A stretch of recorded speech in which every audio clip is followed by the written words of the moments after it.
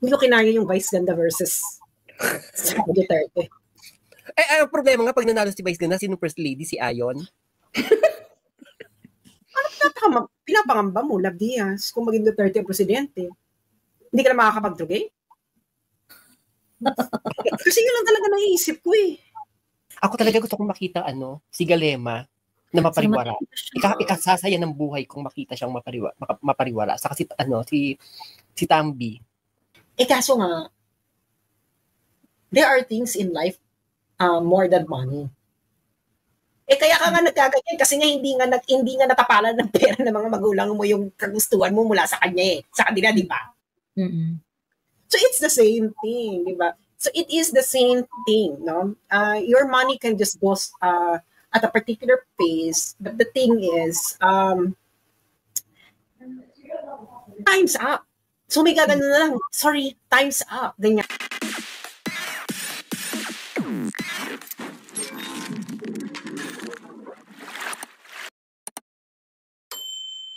Hello, Saras from the Kabilang Buhay. Hello mga bakla. Talaga no, patapos na yung live sa Kabapumas. Sasarado na. Sasarado yung tindahan sa Kabapumas. Paggulo talaga. Ano ba, chika?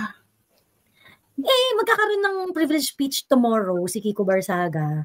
Pagkatapos, ang sabi, mukhang magkakaroon ng rigodon sa Senate kasi Alan Peter Cayetano claims to have numbers. He claims? He claims. Sinabi niya?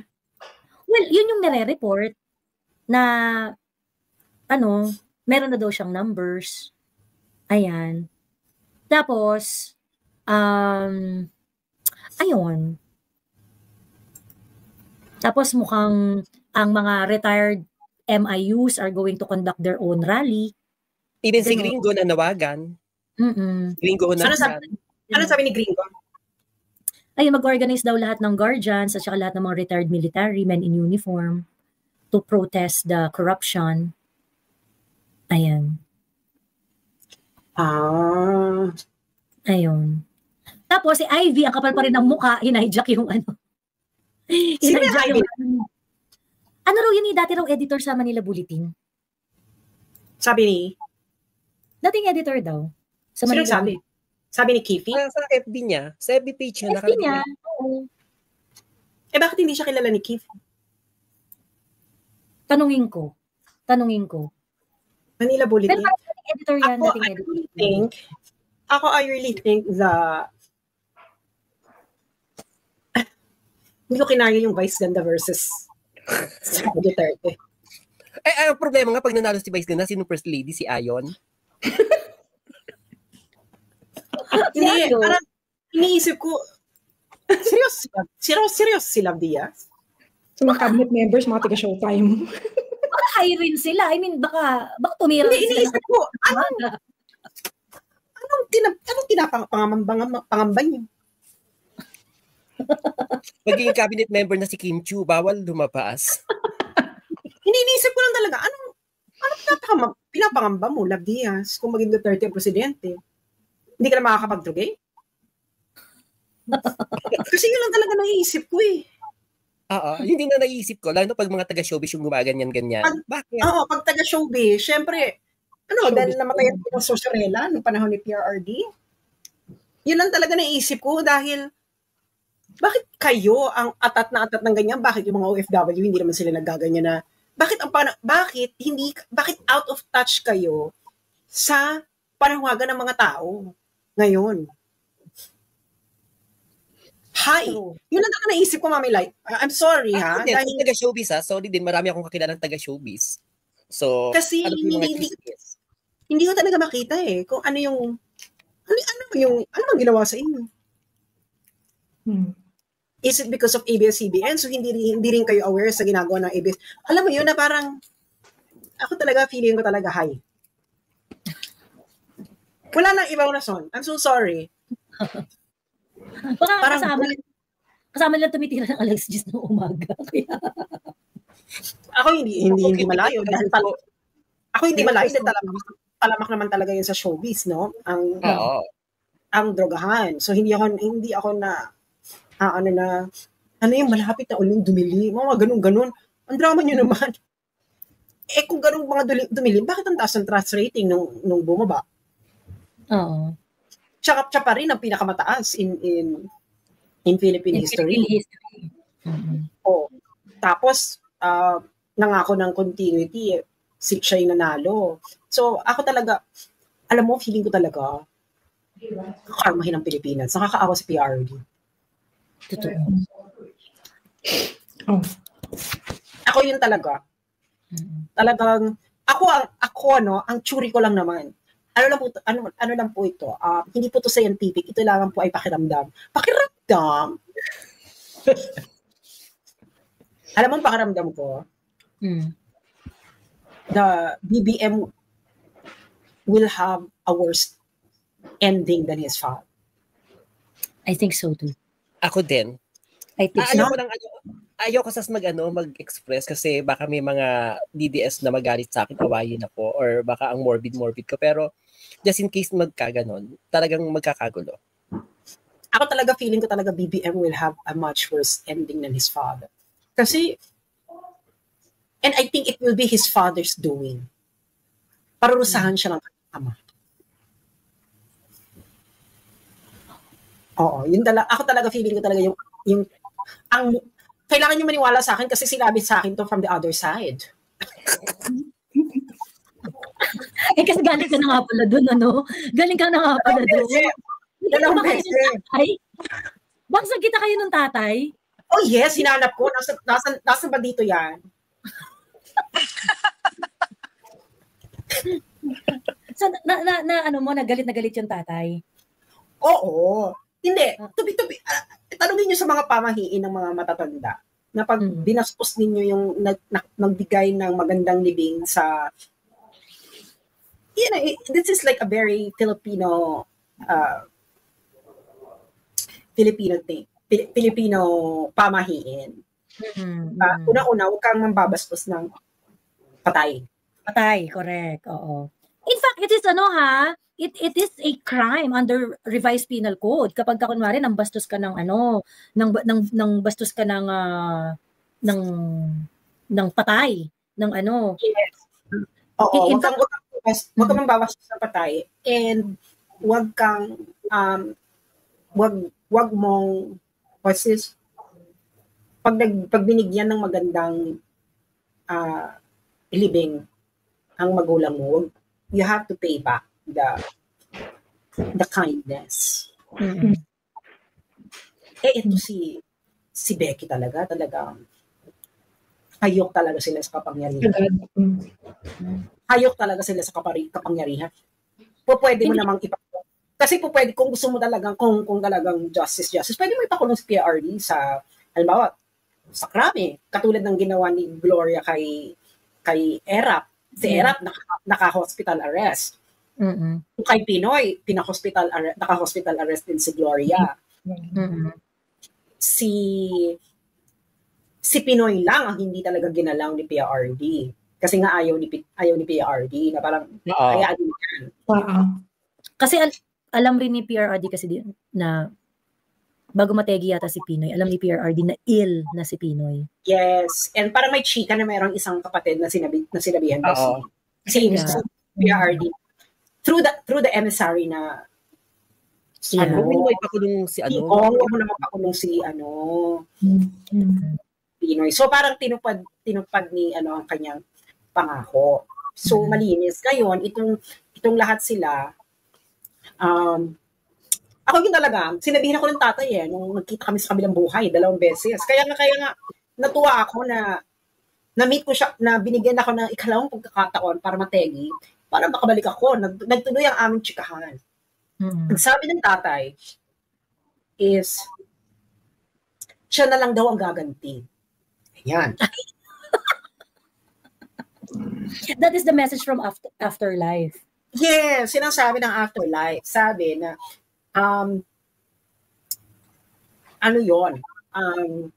isang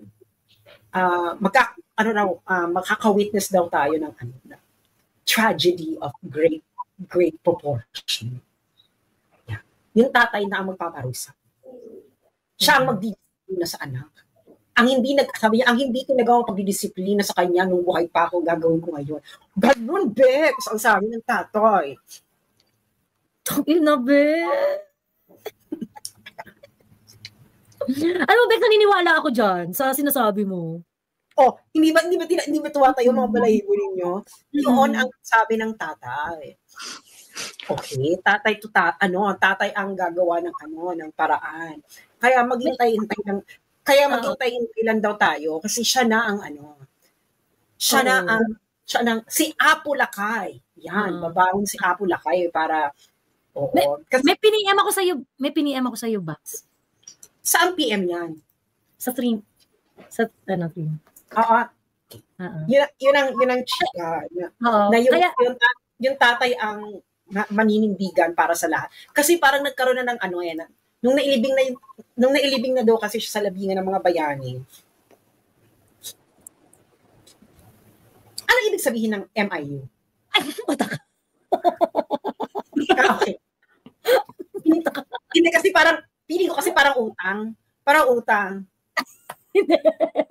Hindi, ang chika niya, yung tatay, sabi niya sa akin, ang sabi sa akin ng tatay ay nung nailibing na raw siya sa labingan ng mga bayani, nagkaroon na raw ng parang katahimikan ang kanyang kaluluwa. Kasi yun ang kanyang hiniling. Kasi nga naman daw is isa siya sa mga nakipagtsugihan sa mga Haponesa. So parang kahit yun na lang, ganyan. Oo.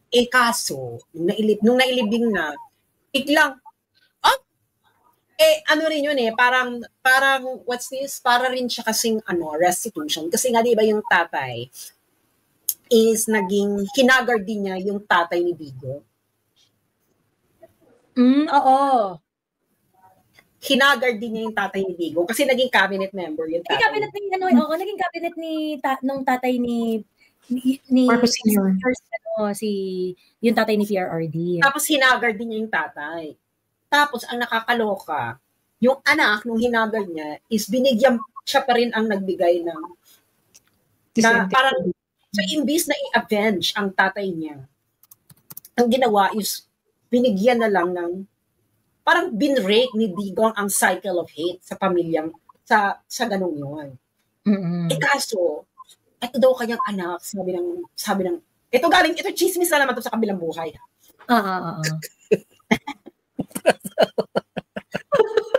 Sige, go! Pero ang sabi ng tatay na parang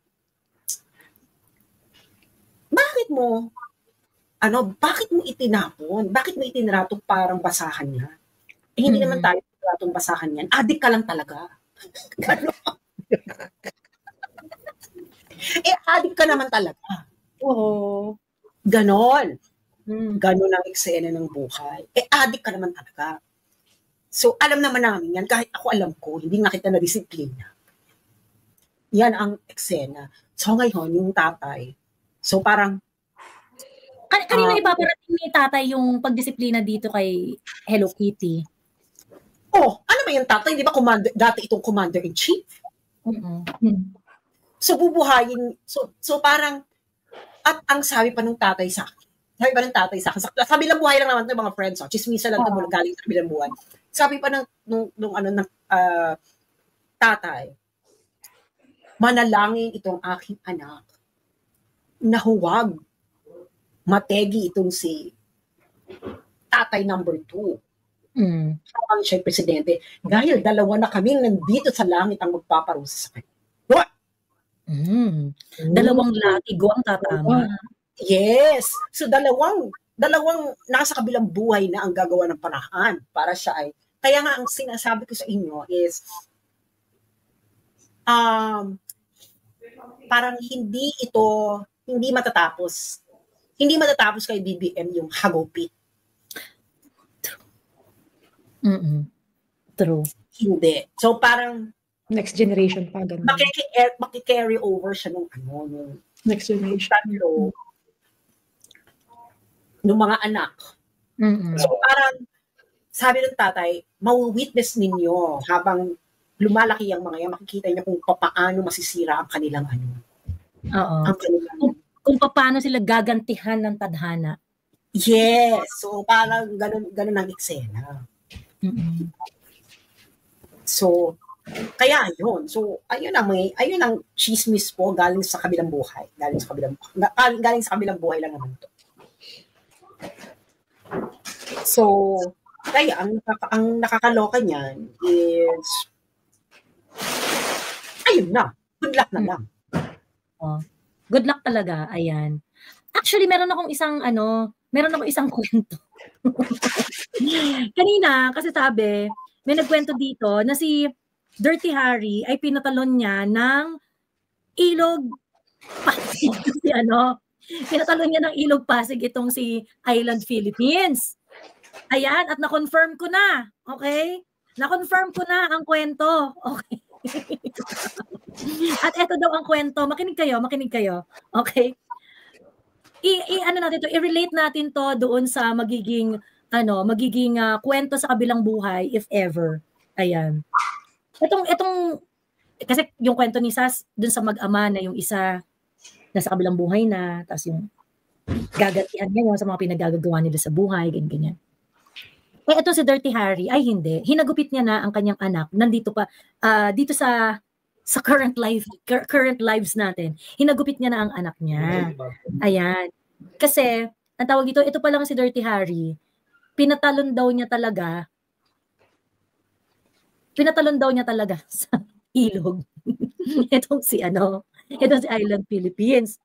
Pagkatapos, parang sa sobrang galit niya daw kay Pulong, parang tinutukan pa daw habang pinapagalitan ng wagas.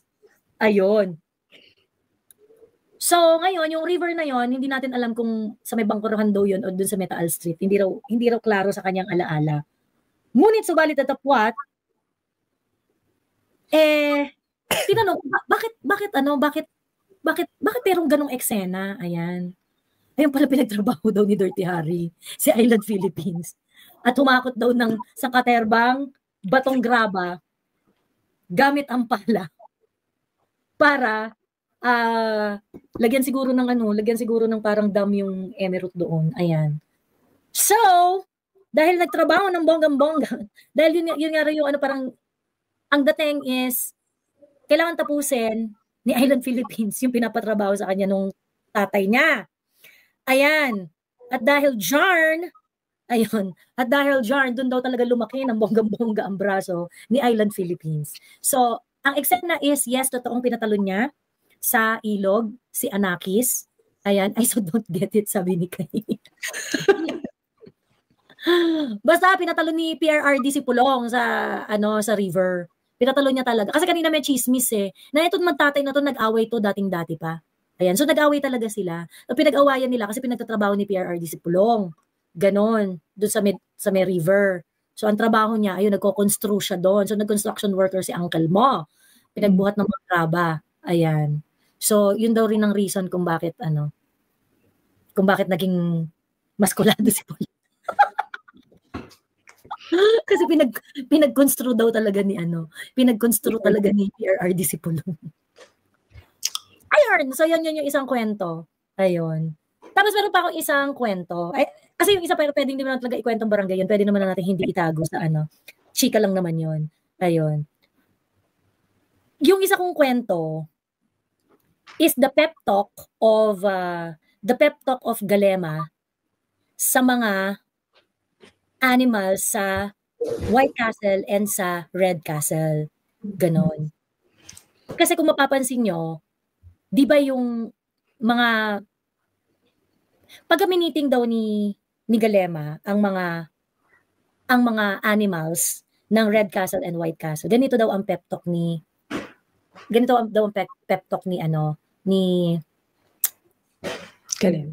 Galema. Ayan. Kayo, kalimutan nyo na ang pamilya ni Catherine at ni Dirty Harry. Wala na yan. Dahil gagawin namin ang lahat para hindi na makabalik ang mga yan. So ngayon, kung sasamahan nyo kami, di mas lalo nating mai-ensure na hindi na makakabalik kahit kailan. Si Dirty Harry at si Catherine. Ayan. So ngayon, kaya mapapansin nyo daw, yung audacity ng mga animals sa Red Castle at saka sa White Castle. Kung mapapansin yung audacity nila na parang Gina G talaga sila, di ba? Gina G talaga sila na ano. Kasi yun ang pep talk daw ni Galema. Now, huwag nyo nang suportahan yan, dito na kayo sa amin.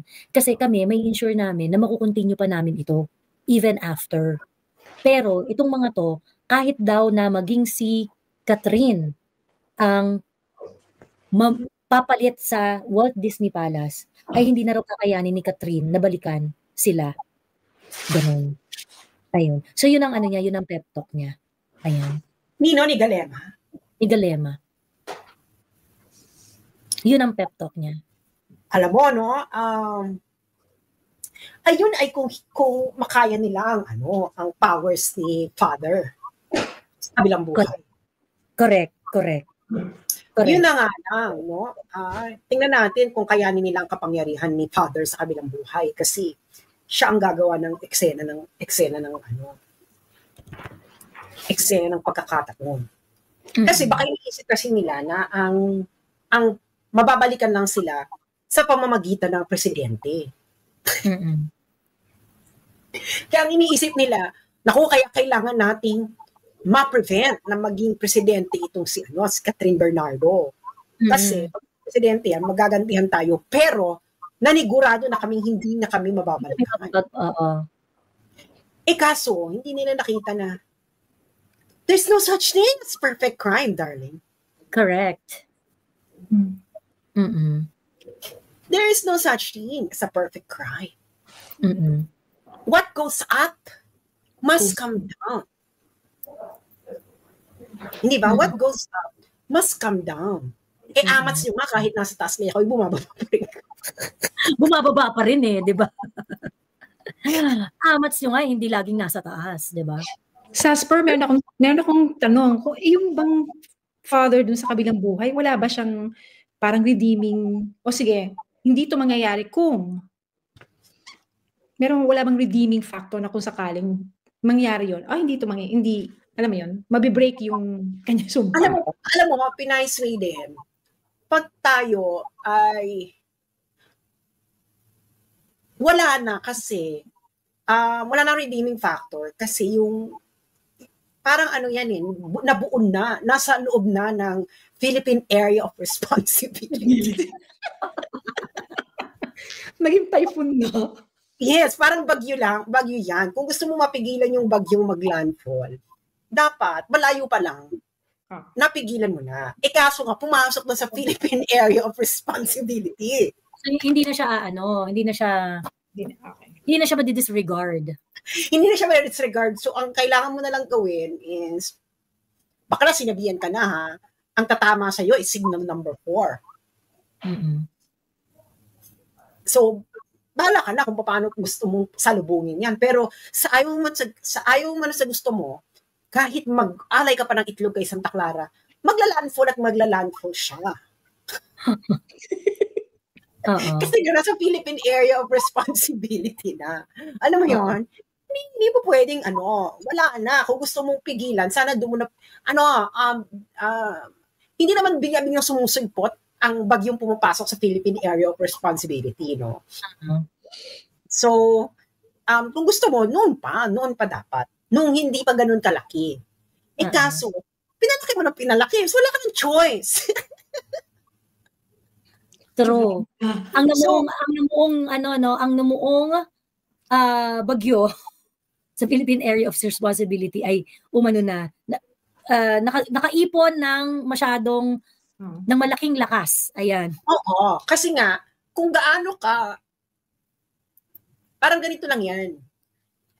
Kung adik ka, kung gaano ka kataas, grabe ang crashing niya. Paano, anong gagawin ni Father? Sasanib ba siya? Meron ba siyang sasaniban? Or The Father will do best what he does best. Sino gagawa in behalf ng dead father? No one. The Father himself will do it. Kaya nga sinasabi ko nga sa inyo na this version will go through worse something much worse. Mm-mm. Yan. Kasi nga, sobrang taas mo. Adik, tumaas ka masyado, ang high na high ka. Excited ako sa landfall. Magla-landfall at magla-landfall siya. So, hindi natin alam kung saan siya manggagaling, no? Kung ito ba ay, basta nasa Philippine Area of Responsibility na siya. Oo. So parang, tumodo ka. Oo. Tumodo ka masyado. Dito, nag-a-align na ang stars. Nag-a-align na ang stars. Tumodo ka masyado, tumodo ka masyado. Sandali lang. So ngayon, sila, feeling nila, ang pwede lang makabalik nito sa amin, pwede lang gumantin sa amin ito, si Catherine Bernardo. Kaso nga, hindi nakadepende kay Catherine Bernardo kung parurusahan kayo, hindi ng tatay ninyo. Walang pakialam yung si Father Dear na sa kabilang buhay kung maging presidente si Catherine o hindi. Ang pakialam niya gaganti siya. Oo. So parang siya, didisiplinahin niya ang kanyang anak. At ito ang hindi niya makakalimutan.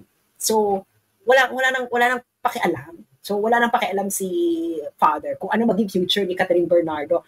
So the father will pay back the father for the kindness. Ganon. Sana mabilis. So ang utang na loob na pagbabayaran ni Father sa kabilang buhay ay itong isang father. Ganon ang eksena. So ngayon, itong sila, feeling nila, kakampi pa nila ang kanilang ama na nasa kabilang buhay. Oo. Kaso nga hindi. Yan. Kaya, sabi ng 1 gramo lang bakit ginawang, sinabi ng 14 lang, ginawang 1 gramo. So ngayon, ang eksena 14, bakit hindi 1 gramo ka pa? O yan, dagot na tuloy. Huwag kayong magmamadali, hindi minamadali ang mga bagay-bagay.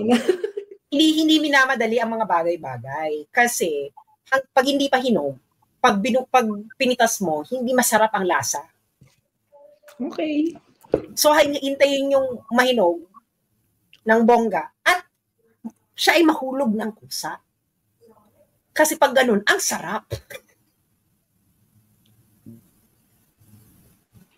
Ang sarap naman ito, ganon. Gaganon na lang daw kayo, sabi ng tatay sa kabilang buhay. Sasabihin na lang, ang sarap naman ito. Very bunga-bunga na. Diba? So, ang utang na loob ng tatay ay dun sa tatay. Yan. Diba? Kaya wala siya pakialam kay Catherine Bernardo. Bahala ka na dyan, Catherine Bernardo, kung anong mangyari sa'yo. Pero, I will pay back my due to your father. Ganon. So, ayun lang ang chismis mula sa kabilang buhay. And sana pagka nagpunta ka uli sa kabilang buhay, kausapin mo din si yung kapatid ni Chris, kung ano rin ang eksena niya sa mga nangyayari ngayon. O diba, yung kapatid nga ni Keme, kita mo matino yun, ha? Tapos kita mo kung ano nangyari sa kanya. Kasi pinaikot din yun di ba? Pinaikot din yun ng mga tao sa paligid di ba? Diba? So ang kasalanan niya, be kind to your predecessor, ganyan. Ganyan ang lesson. Kita mo si Gloria, naging mabait siya kay Erap. So 10 years siya naging presidente. Nakutang ina, kahit mag-revolusyon may dyan. Walang nagtagumpay. Walang nagtagumpay. Oo. Correct. Alam mo, dyan din ako bumilib kay Gloria. Promise. Yung ganun ka-volatile at saka yung ganun ka-volatile na presidency, pero na-manage niya na matapos, no? Oo. Na-manage niya na matapos, oo. So, that's some sort of balance niya ng talagang bongga. Pero saka rin yung yung hindi niya inano si Erap. Hindi niya binaboy. In a way, parang na-double cross pa nga, di ba, yung mga nagluklok sa kanya. Kasi in a way, nabswerte niya si Erap. Pinardon niya Pinardon niya. Parang, sige, nahatulan ka, pero ipapardon kita. Oo. Parang naiintindihan ko na yung kwentong barangay niya. Excited na ako. Excited na ako. Excited ako. Sana hindi panaginip yung chismis na yan, ha? Tulog ka ba nun, Sas, o gising? Nung nakausap mo sila sa kabilang buhay? Gising na gising yun. Gising na gising ako. Ano ba naman? Oo. Ayan. So, sure na sure ka dito. Grabe, no? Ako talaga gusto kong makita, si Galema na mapariwara. Ikasasaya ng buhay kung makita siyang mapariwara. Saka si Tambi. Saka yung butog na mata dun sa ano bang tawag doon? Yung barangay ng ng mga nagbibilang ng mga yung mga natalo tapos bilang nanalo, yung mga ganyan. Yung butog, hindi kita mo nga. Hindi ka po pwede managot. Masyado silang, they think na all akala kasi nung kabilang parlor, everything's covered. Ganyan. Everything is covered. Okay lang tayo. Pero the thing is, hindi ka po pwedeng maging ganyan kasi life is full of non-linearities. Life is full of non-linearities. So ganito lang yan guys, na feeling mo, pag yung gas, ginanyan mo nilagay mo sa isang lalagyan, ay akala mo, okay na to, hindi na to mag-escape. Kaso, pag lalo mo siyang kino-contain, lalo mag-aano ang kanyang motion, magiging frantic ang kanyang motion. Maghahanap ng exit. So ngayon, sa kaka-feeling mo na, everything is covered, ganyan. So lahat na, yung kinubli mo dyan, nagiging frantic ang movement inside. And pag ganyan, tataas ang pressure inside. Kasi grabe yung frantic yung movement So, taas ang pressure inside. So, you think na dahil sa ginanyan mo yung gas, so outside, peaceful. Okay ka ba outside? Yung inside, okay ba kayo? Hindi. So ngayon, the rot, the destruction will begin inside out. Meron akong tanong. It's not from the outside. Kasi nga, ang galing nyo Kinover nyo na In-isolate nyo na yung inside So parang, ang ganda ng kaso nga, hindi ganoon ang buhay, mga friends. You cannot go against the laws of physics. Meron akong tanong. Yung bang hagupit na dala ni Padir ay alam nila? No. Hindi nila, wala silang idea at all? Hindi nila alam yan. Wala silang idea at all? Okay. Kasi nga, feeling nila, ang kailangan mo lang kontrolin yung outside. Kasi okay na tayo lahat dito sa inside Okay na tayo So yung labas na lang ating kukontrolin. Kaso nga, sa kakakontrol nyo sa outside, nakalimutan nyo yung inside. So magiging inside job siya. Kita mo, papalapit na sa kanila ang overdose. Kasi kay napalapit na kay Lindy.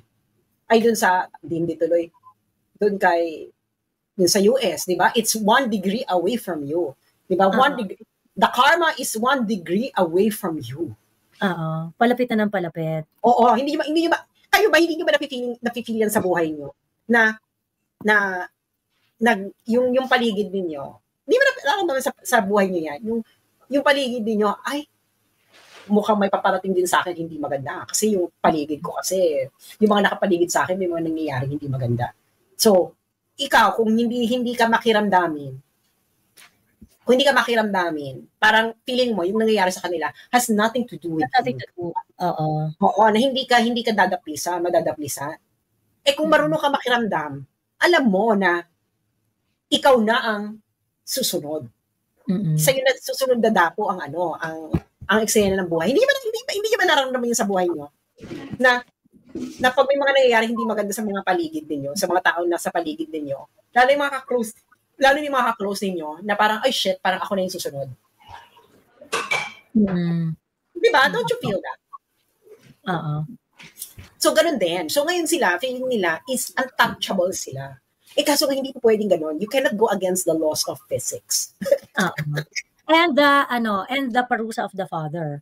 Yes, papalapit na ng papalapit. So ngayon, ano ka lang, steady, ganyan, emerald. Pero nga, the thing is, you're so up there. Ang taas mo. Bababa ka rin. Si Dico nga, di ba, nakulong. Natapon sa ibang bansa. Mahal pa siya ng mga Pilipino. Kayo, mahal ba kayo ng mga Pilipino? Yun kasi ang pinaka punot dulo noon. Kasi yung tatay mo, kahit paano, mahal ng mga Pilipino. Ikaw. Oo. Ikaw, mahal ka ng Pilipino. Hindi, mahal ka lang dahil may pera. Which is actually how you grew up.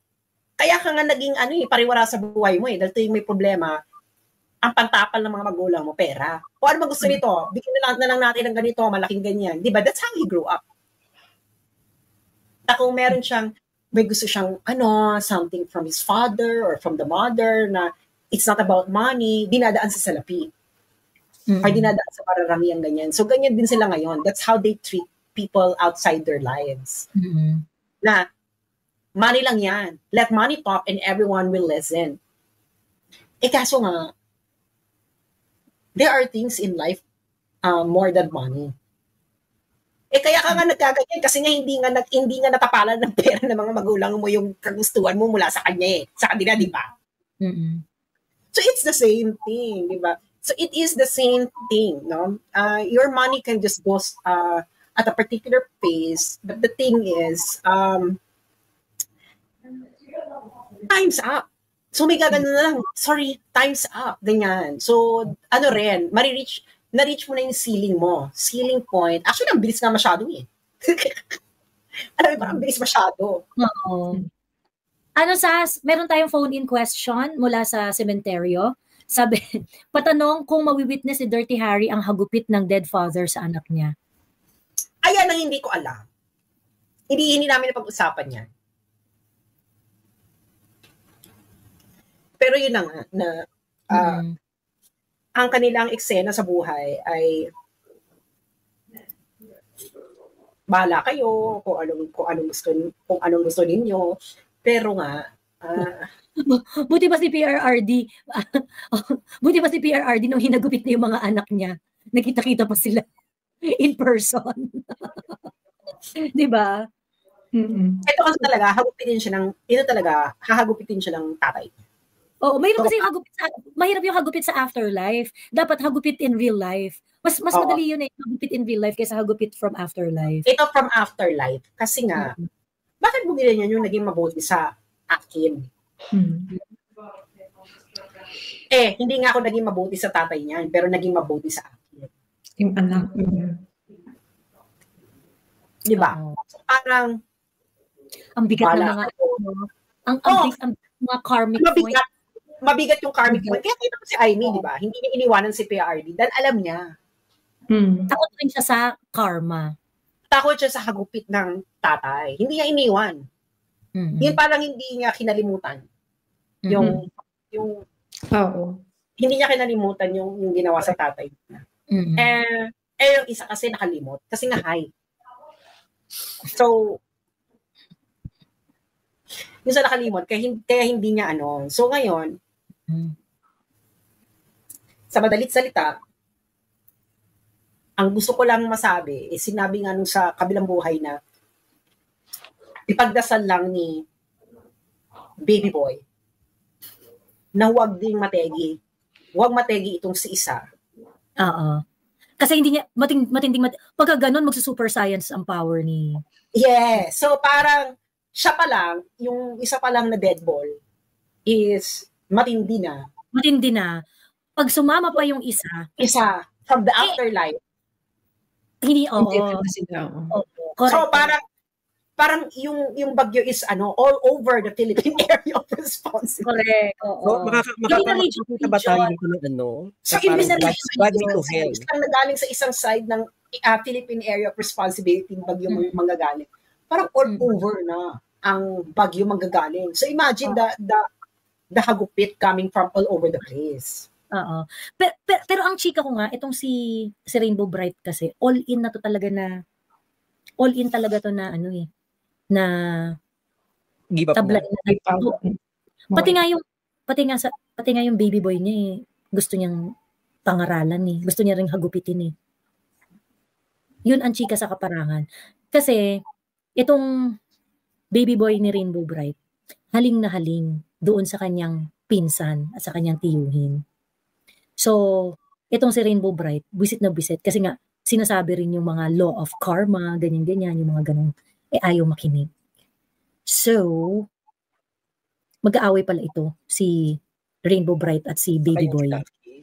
Hindi nga, di ba? Yung tatay na EDSA, tapos na ang magic of EDSA. Mm-hmm. Wala nang EDSA. It's not gonna be EDSA. Kaya nga, feeling nila, ang nakakataob lang sa kanila ay EDSA. But the thing is, yun naman, sinecure nyo na nga, di ba? Na hindi kayo ma-EDSA.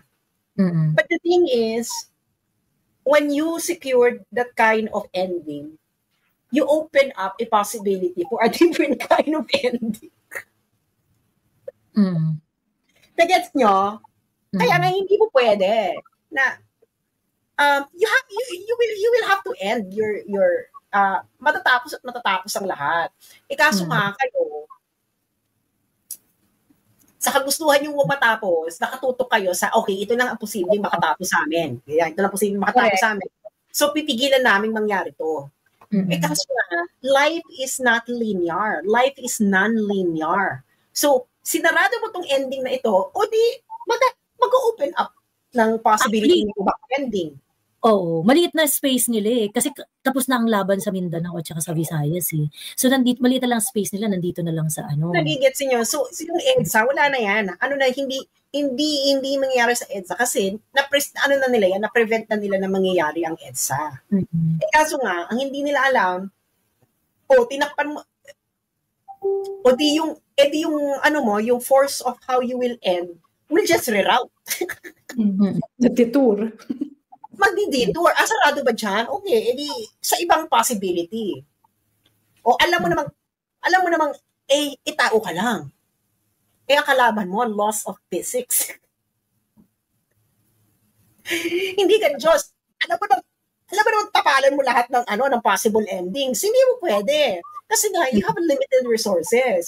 Pag tinakpan mo yung isa, lilipat, yung ibang possible. The more na you will, kaya nga di ba sabi nga nila na pag may sakit ka, tulog mo lang, hayaan mo nang let it pass. So, ano-anong gagawin mo na iinom ka ng ganito, iinom ka ng ganyan, kasi nga, baka mag-branch out. Baka mag-branch out at hindi mo na mamanage. Hindi ba? Magbabayad ba ang sambayanan sa gupit ni Father? Hindi. Magbabayad ba ang sambayanan sa gupit ni Father? Or may magbabayad. So yun ang eksena. Pero yun na nga na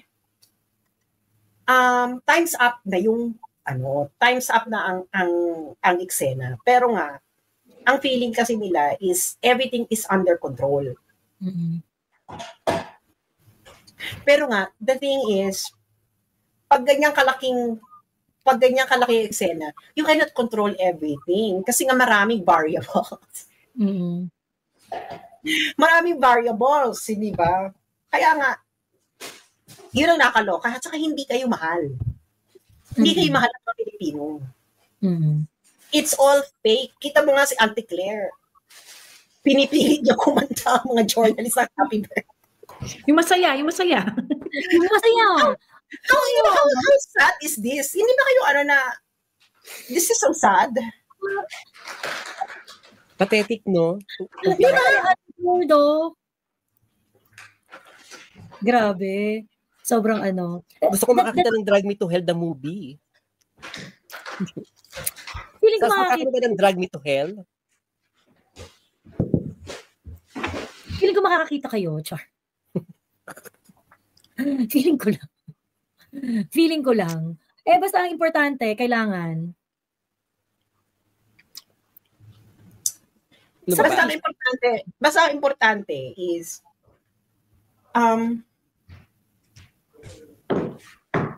pero kasi ito dumating yung yung bagyong malaki na yan, the Filipino people should basta ang ipanalangin nga lang nila is huwag mategi boom boom itong isa habang sila ang nakaupo. Oo. Oh my. Kasi pag nategi boom boom yung isa habang sila ang nakaupo, double karma. Oo, double dawami. Kasi bakit mo pinigilan mo yung, can you imagine na at si Pinoy kasi nategi siyang mag-isa. Hindi naman yung pinilit. Walang it was not designed that way by anyone for him to die alone, lonely in his room. Ito, you actually deliberately participated in its production. Therefore, kailangan mo magbayad. Hindi mo pwede, girl. Ano ba? Na parang everything, it will come back. Hindi ba? Kasi masyado kayong tumodo eh. Tinodo nyo lahat eh. Na lahat, in eksena. So, hindi nga kayo mahal ng mga Pilipino. Hindi wala nagmamahal sa inyo. Ano lang, nakikinabang lang sila sa inyo. As simple as that, nakikinabang lang sila sa inyo. And, ayun nga, na hindi matatapos sa inyong mag-asawa ang hagupit ni father. Sabi ni Albert, Sas, are you a psychic? Hindi po, ano ba tawag doon? Yung, Namatay po ako 2 beses. Napunta ko po sa kabilang buhay. Nakausap ko po si father. Oo. Bumabalik lang siya dito sa bumabalik lang ako dito sa mundo ng mga tao. Sa mundo ng mga buhay. So, 2 beses ko na po itong pabalik-balik. So, gano'n lang kasimple. Pero yun kung meron po kayong bilin, next time po na dadalaw si Sas doon, hanapin niya yung gusto niyo kausapin niya. Hindi, kita mo bakit lahat sila mukhang pagod? Oo. Hindi mo nakikita, bakit lahat kayo mukhang pagod? Si BBM, si Manshi, si Tito, pati si Pamangkin, bakit lahat kayo mukhang pagod? Ibig sabihin, sobra na ang stress na dinadanas ninyo. So, akala nyo talaga everything is in order. But the thing is, ano yun kasi may pagka-obsessive compulsive kasi yung pamilyang yan. Correct. Yung gusto nila at saka feeling nila dapat everything should be in its proper place. So may pagka-control freak. Lalo na yung si Ma'am Shir. Oo. Na nakasama mo sa mundo ng mga tao for quite some time, di ba? Yes, kaya talaga si Ma'am Shir. Kaya kita mo dito, di ba napaka-neurotic na mga nangyayari? Ganyan talaga siya. Siyang siya. Pero yun na nga, the thing is, marami itong variables kaysa before. So, hintayin mo na lang. Oo. Ayan. Anyway, so hintayin natin ang mga susunod na pangyayari, pero mukhang ina-assure tayo ng ating espiritista na exciting ang mga ganap. Ayan. Siya matulog na tayo dahil mag-aalas 4 na. Overtime na tayo ng 1 hour 40 minutes. Oo nga pala, Monday pala bukas. Oo, Monday na. Ayan. Siya. Matulog na tayo dahil abangan pa natin si Kiko Barsaga bukas. Ano pasabog ni Kiko Barsaga. Maraming salamat. Ayan, meron kayong mga last words? Mami Laika? Ako, yun na, yung kanina. Pero excited ako dito sa kwentong barangay mula sa kabilang buhay. Oo, ayan. Pintayin natin, ayan. Pinay sa Sweden, meron kang pa last words? Magkita-kita po tayo sa 21 at yung mga kayang pumunta po sa The Hague. Kaya itong weekend na nangyayari. Meron po mga programa doon at saka sa iba pong panig ng bansa at may event sa Hague. May event sa Hague. Kahit hindi matuloy yung hearing ni PRRD, meron event sa Hague. So yung mga OFW natin na yung mga Pilipino abroad who would like to visit, naghahanda si Alvin at saka si Aldo kung ano yung mga dapat. Tuloy pa rin po yun. Tuloy pa rin. Tapos pala yung payo ko kanina, yung mga nasa abroad na OFWs, kung talagang pwede naman kayo kahit 5 lang kayo, 10 kayo, tapos kita-kita kayo, kain kayo, pero ipost nyo sa social media na nagkita-kita kayo because of that. Yes. Tama. Correct. If you cannot be present, make your presence felt sa cyberspace. May ambag pa rin yan. Huwag kayong mag-alala. May ambag pa rin yan. Ayan. Okay. Ayun lang. I'll see you next time. Bye. Ay, teka, magpasalamat lang pala ako muna kay Miss Karen Plato. Maraming salamat po. Teka, ibababa ko na kayo, guys, ha? Bye. Bye.